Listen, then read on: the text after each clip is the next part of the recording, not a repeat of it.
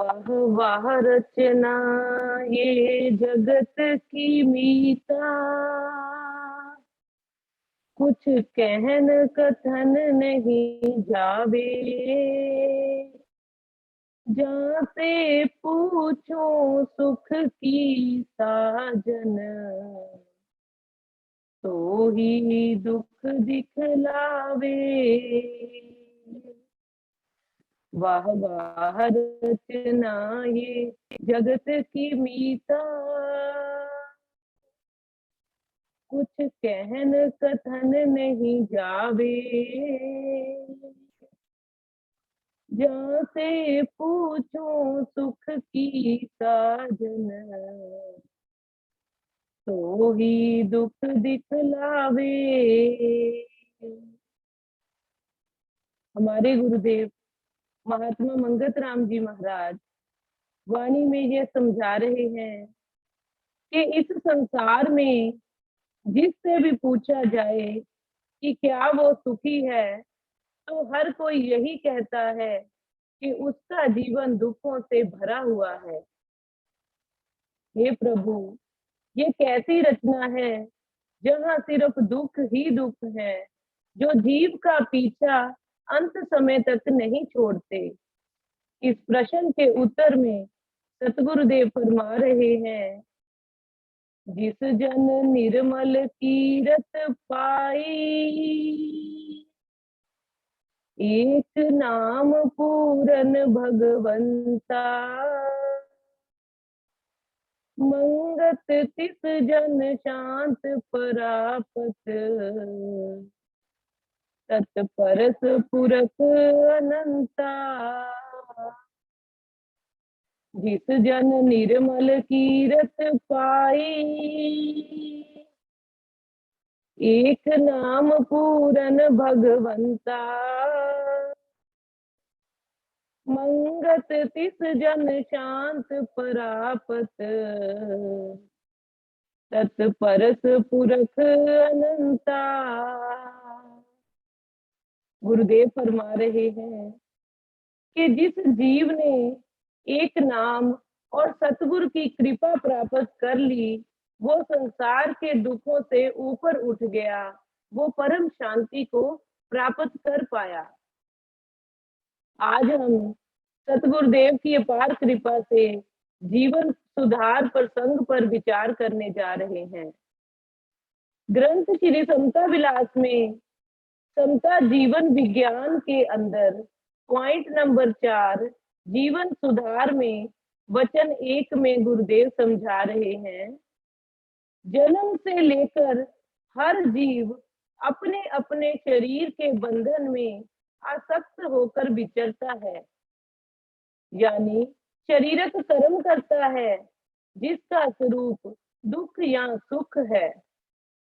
शरीर के उस बंधन में बंधेमान होकर दुख से छूटने की खातिर और सत्य शांति को प्राप्त करने की खातिर अनेक प्रकार की कामनाओं को धारण करके हर पल यत्न करता रहता है, परंतु इस कर्म जाल में, इस माया चक्कर में ऐसा उलझ जाता है कि एक रंचक मात्र भी सत्य शांति को प्राप्त नहीं कर पाता। यह ही जीवन स्वरूप माया का जाल है। जीवन तो है ही माया जाल, पर कैसे इस जाल से निकला जाए, यह जीव के अपने विवेक पर निर्भर करता है और प्रभु कृपा पर निर्भर करता है। वचन नंबर 2 में गुरुदेव समझा रहे हैं कि ऐसे जीवन यात्रा के भेद को जब तक यथार्थ स्वरूप से ना जाना जाए, तब तक निर्मल उन्नति का सत्य यत्न प्राप्त होना अति कठिन है। इस वास्ते गुणी पुरुष का परम धर्म है कि इस खेद युक्त जीवन यात्रा के सही भेद को समझ करके सत्य मार्ग जो शांति को देने वाला है, उसमें अपने आप को दृढ़ करें। अब पहला काम गुरुदेव समझा रहे हैं, जीवन यात्रा के भेद को समझना जीवन का असली मकसद समझना। और दूसरा काम, सत मार्ग पर चलना, जीवन में सत असूलों को धारण करके सत नाम की खोज करना। पुस्तक जीवन गाथा के एक दृष्टांत में जब गुरुदेव जाखू पहाड़ी पर निवास कर रहे थे, गुरुदेव धूप में लेटे हुए थे। प्रेमी नंदलाल जी प्रणाम करके चरणों में बैठ गए। श्री महाराज जी भी उठकर बैठ गए। विचार शुरू हुए। श्री महाराज जी की निगाह एक बंदर पर पड़ी। उसका हाथ बिच्छू बूटी से लग गया था। उस बूटी के साथ जिस्म के लगने से फौरन जलन और खारिश शुरू हो जाती है। बंदर के हाथ में जलन होने लग गई। एकदम बंदर ने दूसरी बूटी लेकर हाथ में मलना शुरू कर दिया। इस दूसरी बूटी को जंगली पालक के नाम से पुकारते हैं। फिर एक चिड़िया के साथ भी ऐसा ही हुआ। उसने भी जंगली पालक बूटी को रगड़ना शुरू कर दिया। यह देखकर सतपुरुष ने फरमाया, प्रेमी, देखो, बेजुबान जानवर भी कितनी बुद्धि अपनी शरीरक रक्षा की रखते हैं। इंसान और जानवर में यही फर्क है कि जानवर अच्छी तरह बोल नहीं सकते, वो सिर्फ अपनी जरूरतों को पूरा करके जीवन व्यतीत करते हैं। जानवर अपने जीवन की मर्यादा में रहते हैं, पर मानुष एक ऐसा जानवर है जो अच्छी बुद्धि रखने पर भी बेमर्यादा चलकर जीवन व्यतीत करता है। मनुष्य सब कुछ जानते हुए भी बंधन में फंसा रहता है और अशांत रहता है। इसलिए संसारिक अशांति से परम शांति तक का सफर तब ही तय किया जा सकेगा जब गुरु की कृपा होगी। गुरु कृपा से बुद्धि निर्मल होकर सत्य की खोज में लगेगी। सत्य क्या है, पहले ये विचार करते हैं। सतपुरुष फरमाते हैं कि सत्य वो है जो कभी बदलता नहीं, जो आज भी वही है, कल भी वही था और हमेशा वैसा ही रहेगा। सत्य अटल है, वो एक है, उसकी शक्ति से सारी सृष्टि कायम है। आद सच, जुगाद सच, है भी सच, नानक होसी भी सच। उस सच को पाना ही मानुष जन्म का एकमात्र लक्ष्य है। जिस दिन मनुष्य इसको समझ लेगा, वो हर संसारिक दुख से मुक्त होकर परम शांति को प्राप्त कर लेगा। ऐसी समझ, ऐसी बुद्धि भी हमें प्रभु आज्ञा से और गुरु कृपा से ही प्राप्त होती है, क्योंकि हम समुन्दर की एक बूंद के समान हैं। पूरे समुन्दर के आगे बूंद की क्या औकात है। जब उस बूंद को समुन्दर अपने अंदर मिला लेगा, तो वो बूंद समुन्दर का रूप बन जाएगी। बिना प्रभु आज्ञा और गुरु कृपा के वो बूंद सिर्फ पानी का कतरा है जो धरती पर गिरकर मिट्टी में मिल जाएगा। परम तत्व रूपी समुन्दर में मिलने के लिए, गुरु कृपा पाने के लिए, गुरु की रहनी, गुरु के वचनों को अपने जीवन में धारण करना पड़ता है। जीवन में पवित्रता धारण करनी पड़ती है। जीवन की पवित्रता जीवन में कुछ नियमों को धारण करने से आती है। अब गुरुदेव समझा रहे हैं, पहला नियम, आहार की शुद्धि। आहार हमेशा सात्विक होना चाहिए। मांस आदि से परहेज रखना चाहिए। मांस खाने से बुद्धि भ्रष्ट हो जाती है, अच्छे बुरे की पहचान नहीं रहती। इसलिए गुरुदेव फरमाते हैं कि सही समय पर शरीर की जरूरत के अनुसार जो पवित्र आहार प्राप्त होवे, ग्रहण कर लेना चाहिए। दूसरा नियम, व्यवहार की शुद्धि।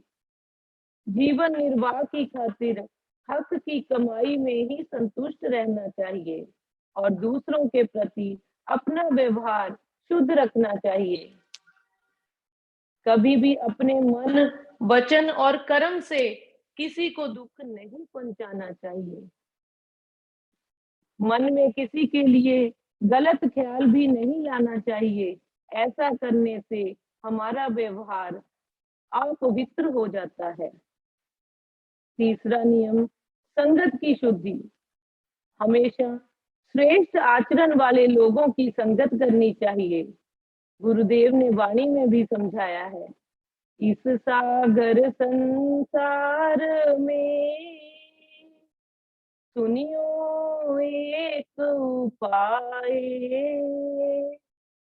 मंगत जैसा संग करे, ऐसी गत को पाए।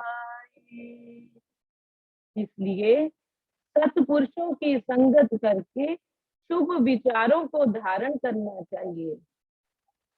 सत्संग में प्रेम पूर्वक रुचि रखनी चाहिए। चौथा नियम, आचार की शुद्धि। अपना आचरण हमेशा शुद्ध रखना चाहिए। ऐसे कर्म जो पाप वृत्ति को प्रकट करने वाले हैं, उन कर्मों का त्याग करना चाहिए। आचरण शुद्ध न हो तो जीव में कर्म अभिमान आ जाता है। कर्म अभिमान अर्थात मैं कर्ता का भाव जीव में देह अभिमान पैदा करता है। कर्म अभिमान अर्थात मैं कर्ता का भाव जीव में देह अभिमान पैदा करता है। जीव को यही लगता है कि मैं ही करता हरता हूँ, फिर अपने शरीर पर अभिमान करने लगता है। शरीर अभिमान जाति अभिमान में बदल जाता है। जाति अभिमान मुल्क अभिमान बन जाता है, जो जीव को उसके असली मार्ग से भटका देता है और जीव जीवन भर मैं मेरी में भी उलझा रहता है। उसका आचरण अशुद्ध हो जाता है। इसलिए सतपुरुष समझाते हैं कि कर्म अभिमान जीव के गलत आचरण का कारण बनता है और यह तृष्णा जीव को नरक के द्वार तक ले जाती है। इसलिए जीवन में शुद्धता का विचार करना बहुत जरूरी है। जीवन को शुद्ध और पवित्र बनाने के लिए सेवा और सिमरन को धारण करना बहुत जरूरी है। एक वार्तालाप में गुरुदेव सेवा और सिमरन का महत्व समझा रहे हैं। एक दिन पंडित रामजी दास जी ने गुरुदेव को अर्ज की कि मैं सिमरन ज्यादा करने में ही लाभ समझता हूँ। श्री महाराज जी ने फरमाया, पहले सेवा, सिमरन बाद में बनता है। सत्संग सेवा भी भजन ही है, इसके बिना सिमरन नहीं बन सकता। बिना सेवा के मन अभिमान को नहीं छोड़ता। सेवा चाहे बड़ी हो चाहे छोटी, भावना ऊंची होनी चाहिए। गुरुदेव समझा रहे हैं कि ये इम्पोर्टेंट नहीं कि हम कितनी सेवा कर रहे हैं, बड़ी सेवा कर रहे हैं या छोटी सेवा कर रहे हैं। इम्पोर्टेंट ये है कि हम किस भावना से सेवा कर रहे हैं। तो गुरुदेव हमेशा हमें यही समझाते थे, जो सेवा है वो निष्काम भाव से करनी चाहिए।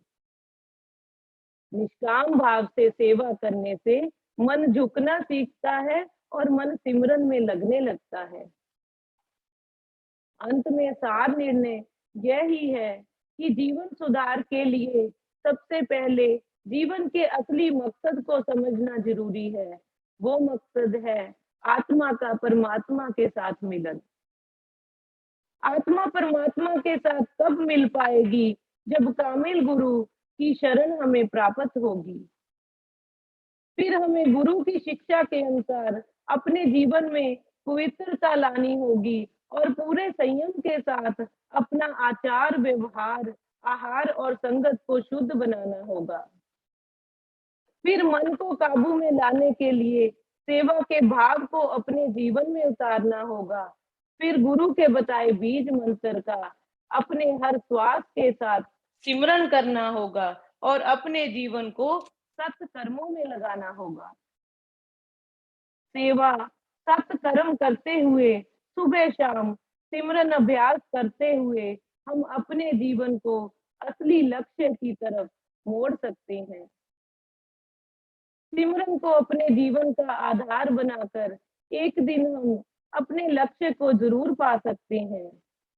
गुरुदेव हम सब पर कृपा बनाए रखें। आइए नव वर्ष की शुरुआत में यह संकल्प करें कि हम खुद के कल्याण के मार्ग पर चलकर अपने गुरुदेव की कृपा के पात्र बन सकें। अगर कोई गलती हो गई हो तो क्षमा करना जी। ओम बार बार करूं वंदना सतगुरु चरणी माही मंगत सतगुरु भेंट से फिर गर्भ नहीं आए। बार बार करूं वंदना सतगुरु चरणी माही मंगत सतगुरु भेंट से फिर गर्भ नहीं आए। ओम ब्रह्म सत्यम सर्वाधार। नारायण रूप संगत के चरणों में दोनों हाथ जोड़कर ओम ब्रह्म सत्यम सर्वाधार। आज का विषय है ईश्वर विश्वास कैसे दृढ़ होवे। महापुरुष फरमाते हैं ईश्वर एक शक्ति है जो हर वक्त आनंद स्वरूप है, हर एक सिफत में पूर्ण है, दुनिया की राहत और गंज से अलग है और हर एक ताकत का स्रोत है। इसके मुकाबले में जीव माया की गिरफ्तारी में आकर हर एक तकलीफ में ग्रसित रहता है, किसी भी हालत में रंजो गम से छूट नहीं सकता। पैदाइश से मरने तक असली खुशी की तलाश करता है, मगर सब व्यर्थ ही जाता है। दुनिया से बेकरार और बेजार हो जाता है।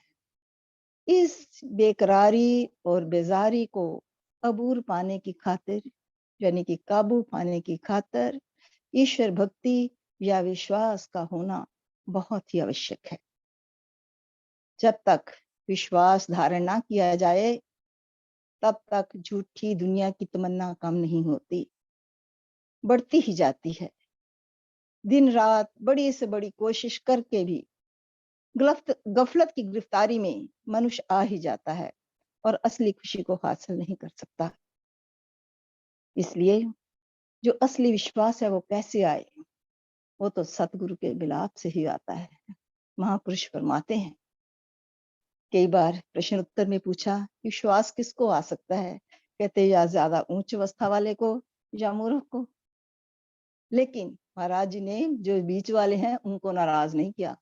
उन्होंने कहा नहीं, विश्वास जो बीच वाले हैं उनको भी आता है, उनको भी मेहनत करनी चाहिए। कहते कम से कम जो ईश्वर पर विश्वास करेगा विजयी अवश्य होगा।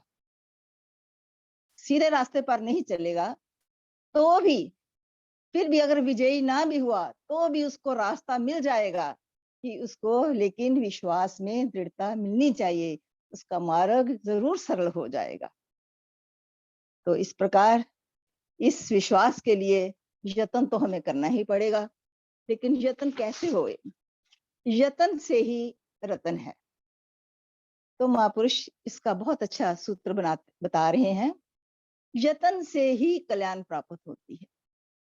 इस वास्ते मानुष जन्म में आकर सतमार्ग की प्राप्ति करनी चाहिए, जिससे जीवन का पूर्ण फल प्राप्त होवे। हर वक्त कौन सा सूत्र है? हर वक्त सत विचार और सत पुरुषार्थ संयुक्त होकर के अपने जीवन को परोपकारी बनाना चाहिए। स्वार्थ कर्म बुद्धि को मलिन कर देते हैं और अति भोगों की त्रिखा में जलाते रहते हैं। इस वास्ते परोपकारी जीवन प्राप्त करके नित्य ही सत्कर्मों में विचरना चाहिए। जब तक कर्म का मार्ग शुद्ध नहीं होता तब तक निर्भय शांति प्राप्त होनी बहुत ही कठिन है। इसलिए जब कर्म की पवित्रता नहीं, तब योग और तप क्या, सब कुछ अकार्थ ही जाते हैं।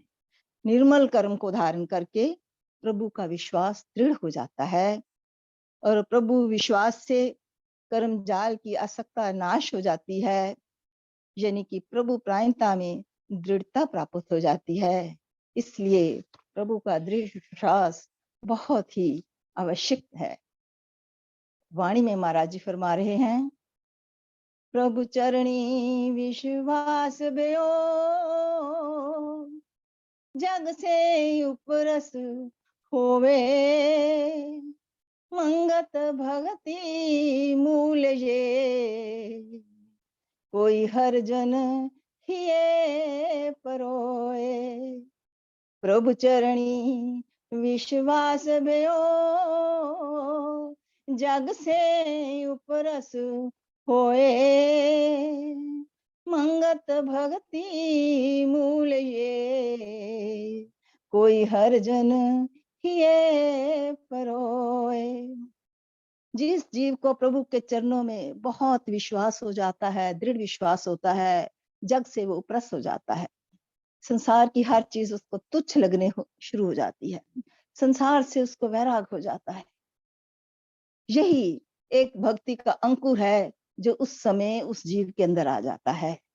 लेकिन वो अंकुर को ही ईश्वर का प्यारा अपने हृदय में धारण कर सकता है। महाराज जी कहते हैं, जन्म मरण से चाहे खुलासी, सत स्वरूप का हो विश्वासी।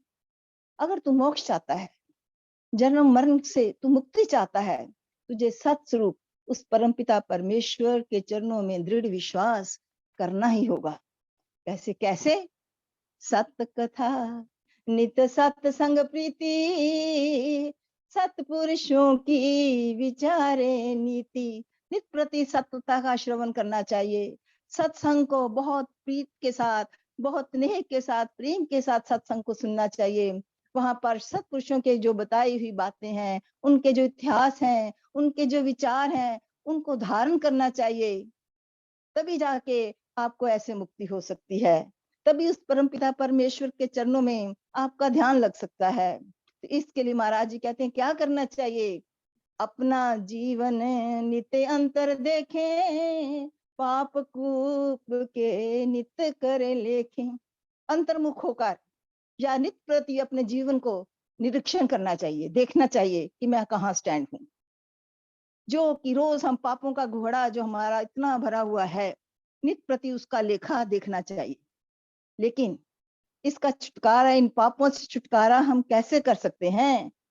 जब तक नित ही मन की तजे कुटलाई, सतपुरुषों संग ने हो लगाई। नित प्रति हमारा जो मन है ये बहुत चंचल है, नित प्रति दुष्टता से भरा हुआ है, कोई ना कोई कुटिल काम करता रहता है। लेकिन जब मन में इन चीजों को, हम दुष्ट विचारों को छोड़ देंगे, सत्पुरुषों के साथ हम प्रीत लगा लेंगे और दृढ़ विश्वास के साथ, तभी हमारा कल्याण हो सकेगा। तो महापुरुष कहते हैं, जब ऐसी स्थिति में आ जाओगे तो क्या होगा? इसका मतलब ये है कि आपके भाग्य उदय हो गए हैं। फिर किसी ना किसी बहाने परमपिता परमेश्वर और सतगुरु के साथ मिलाप हो जाता है। फिर उनकी शिक्षा को तन मन के अंदर समाकर ईश्वर उसके चरणों में ही निवास करना शुरू कर सकता है।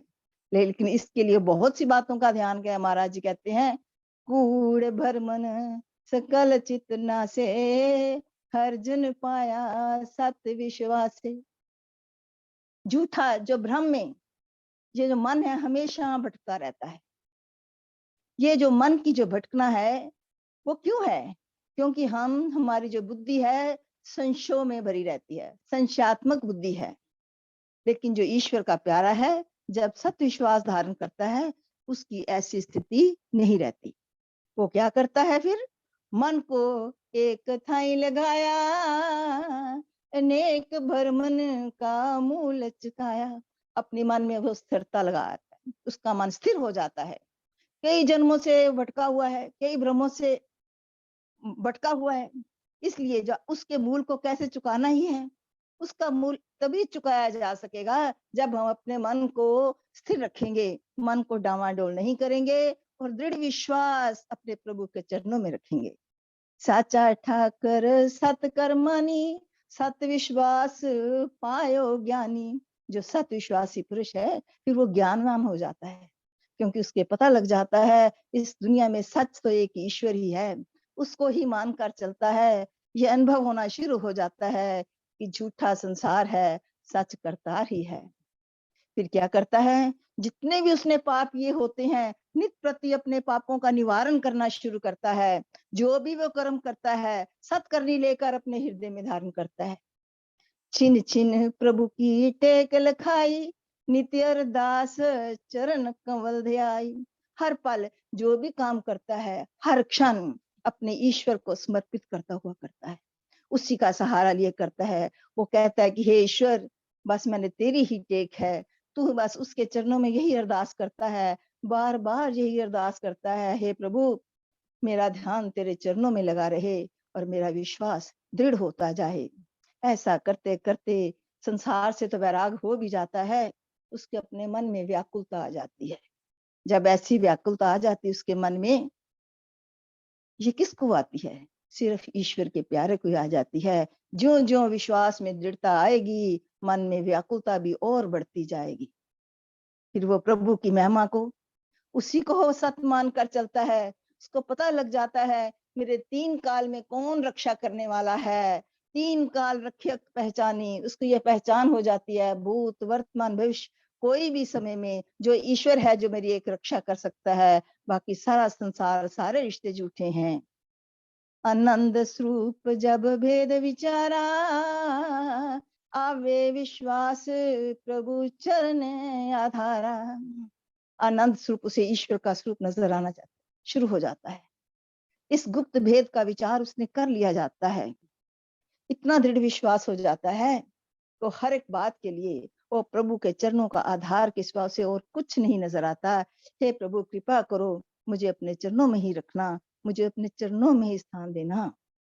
कर्म चक्र जग खेल विचारी, ऊंच नीच की शोभाधारी। ये जो संसार ये कर्मों का चक्कर है, इस बल पर भी उसे विचार आ जाता है।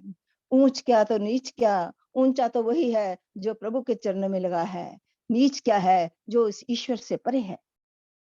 आवन जावन सब खेल लखाई, सदाचार खानी की सब रचनाई।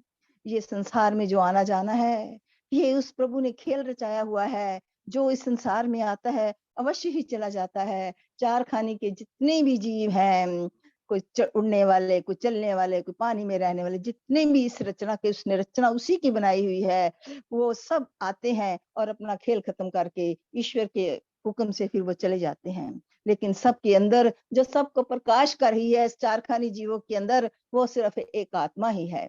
लेकिन उस आत्मा का अनुभव किसको पता लगता है? वो ईश्वर के प्यारे को ही पता लगता है। जिसको प्रभु के चरणों में दृढ़ विश्वास हो जाए, उसको ये पता लगता है कि मेरा मोक्ष का द्वार क्या है, मेरा मुक्ति का रास्ता क्या है। इस बात की उसको सोझी आ जाती है। मोह माया दुख रूप पछानी, अति क्लेश में जीव ज्ञानी। अब ये अनुभव करने लगता है ये संसार झूठा है, ये संसार जो ये माया है ये सब दुख का रूप है। उसको इस चीज की पहचान हो जाती है। अब वो जो अज्ञानी पुरुष हमेशा क्लेश में रहता है, अब उसका जीवन सुख में हो जाता है, क्योंकि उसको ज्ञान हो जाता है। किस बात का ज्ञान हो जाता है?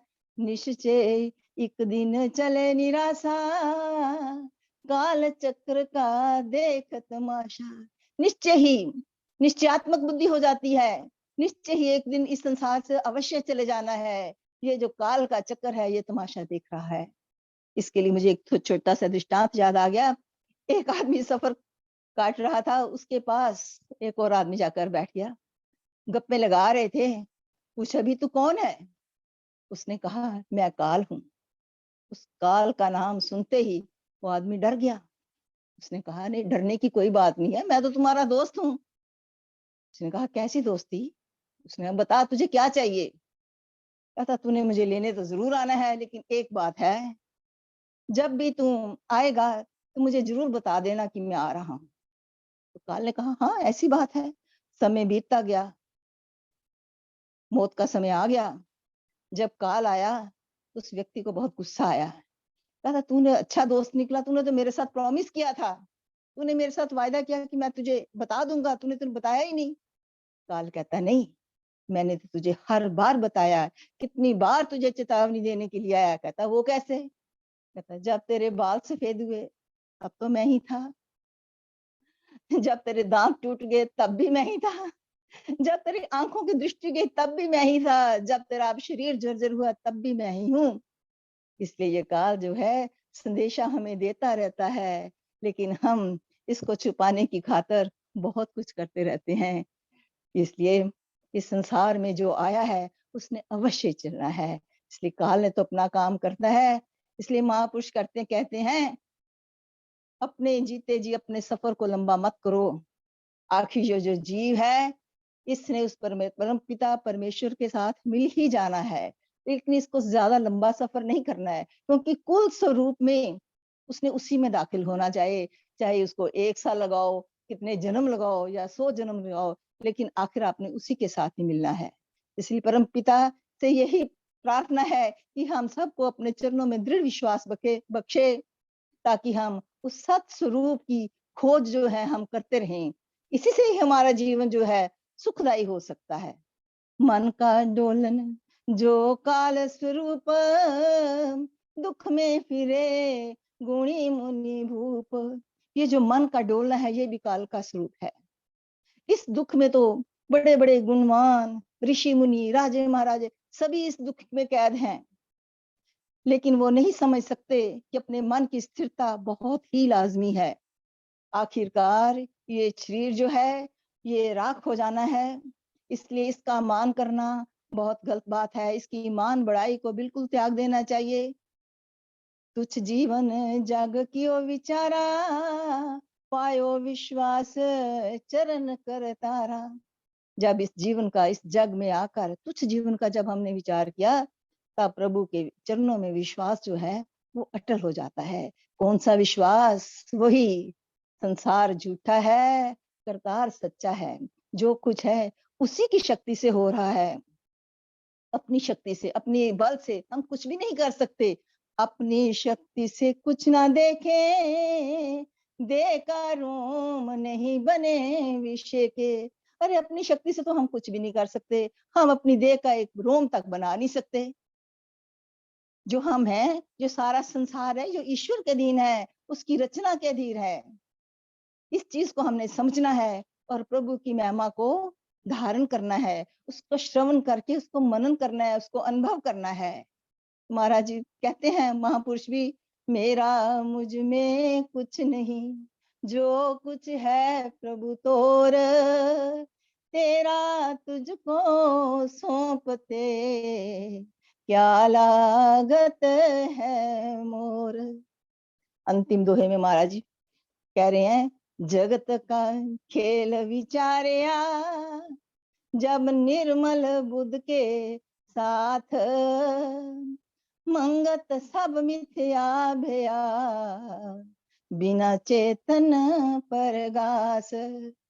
जगत का खेल विचारया, जब निर्मल बुद्ध के साथ, मंगत सब मिथ्या भया, बिना चेतन परगास। निर्मल बुद्धि के साथ जब इस संसार को देखा, यही अनुभव किया, ये संसार मिथ्या है। इसमें जो शक्ति काम करने वाली है वो सिर्फ परम पिता परमेश्वर का जो चेतन है, वो प्रकाश ही है, जो कि हम सबको प्रकाश दे रहा है और अंधकार से प्रकाश की तरफ दिला रहा है। इसलिए महाराज जी कहते हैं, प्रभु चरणी विश्वास भयो, विघ्न दोष सब नाश, मंगत निश्चल ध्यान में, पायो शबद प्रकाश। प्रभु चरणी विश्वास भयो, विघ्न दोष सब नाश, मंगत निश्चल ध्यान में, पायो शबद परगास। ओम ब्रह्म सत्यम